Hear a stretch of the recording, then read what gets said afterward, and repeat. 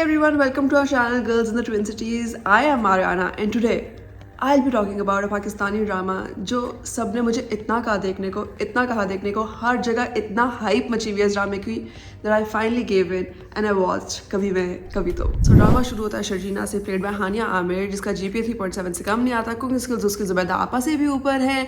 पापा की वो है बहादुर परी, इंतहाई बुर्दबार, समझदार और मौका फहम लड़की है. This is what I like about Pakistani dramas. एकदम से ना उर्दू का रिफ्रेशर कोर्स हो जाता है. Sharjeena is engaged to Adil played by Madar Fani who is a great model and probably should stick to that. Adil जो कि बहुत educated, handsome, charming and apparently great personality वाला लड़का है. But if he has a great personality then Pakistan एक super power है. If he has a great personality तो खलील रहमान एक feminist है. And if he has a great personality तो तेरे बिन एक इंतहाई non-toxic और progressive drama था. अदील का एक छोटा भाई भी है मुस्तफ़ा played by फहद मुस्तफ़ा जो कि एक लूज़र है. और अगर ये बात आपको उसके माथों पे बाल, गले पे चेन और खुले बटन से समझ नहीं आई है तो पीछे एक लूज़र का बैकग्राउंड स्कोर भी दे दिया है. फिर ड्रामा लेता है एक बहुत ही डिफरेंट टर्न, एक ऐसा टर्न जो पहले कभी भी किसी ड्रामे में नहीं हुआ. A very new innovative story line. दूल्हा दुल्हन को छोड़ देता है लास्ट मोमेंट में to marry a rich boss so that he can wear next scarves, Rolex की घड़ी and watch Titanic with her. Sharjeena जिसको बिल्कुल शादी से एक हफ्ता पहले छोड़ दिया गया है, अब उसकी इज्जत का क्या बनेगा? How will she face society? उसकी छोटी बहनों की शादी कैसे होगी? How will she live her life? अब वो 3.7 GPA का क्या करेगी जब वो शादी नहीं कर सकती है? एंड अगर उसको ये बात और उसके माँ बाप को ये बात रियलाइज नहीं भी होती तो उसकी दुबई रिटर्न खाला जरूर कह के रियलाइज करवा देती. At this point when everything is ruined Fahad Mustafa steps in and they get married. Surprise surprise surprise. So now Mustafa and Sharjeena are married. और अब तक भी अगर किसी को ये बात समझ नहीं आई है कि मुस्तफ़ा इज़ अ लूज़र तो उसका लाइफस्टाइल देख के आपको ये बात रियलाइज़ हो जाएगी. वो पूरी रात जागता है, गेमिंग करता है, पूरा दिन सोता है. I have a feeling I am also a loser but I don't do gaming at night. I watch कभी मैं कभी तो. I think I am verse.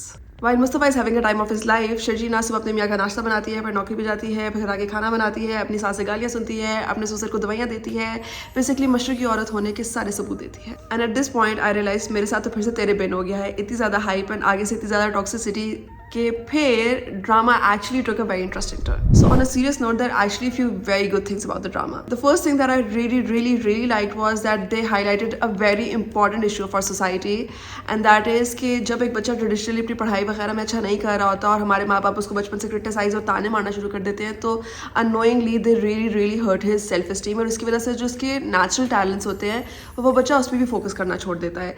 And through Mustafa का character they are highlighting this issue very well. And you see that as soon as he starts getting validation from his wife वो एकदम से अपनी life को सीरियसली लेने लग जाता है, वो एकदम से अपने करियर पे फोकस करने लग जाता है. And I think this is a very important message जो स्पेशली हमारी सोसाइटी के लिए तो बहुत ही इंपॉर्टेंट है. Another thing that I really liked about this drama is कि जो मैसेज लेकर आए हैं कि in a marriage compatibility is the most important thing. It's not important कि वो बंदा कितना कमाता है, कितना एजुकेटेड है, कितना परफेक्ट है, देखने में कैसा है, but at the end of the day it's the compatibility between two people that matters. So that message I really liked. I also really love the fact that when her fiance leaves her उसका एकदम से ये नहीं होता कि हाय उसने मुझे छोड़ दिया, मेरे में क्या कमी है. वो instantly ये realize करती है कि he was a red flag and she's just sad about the fact that I didn't leave him. I saw the red flag और मैंने अपनी self respect उसकी चक्कर में जाने दी. He was so self centered.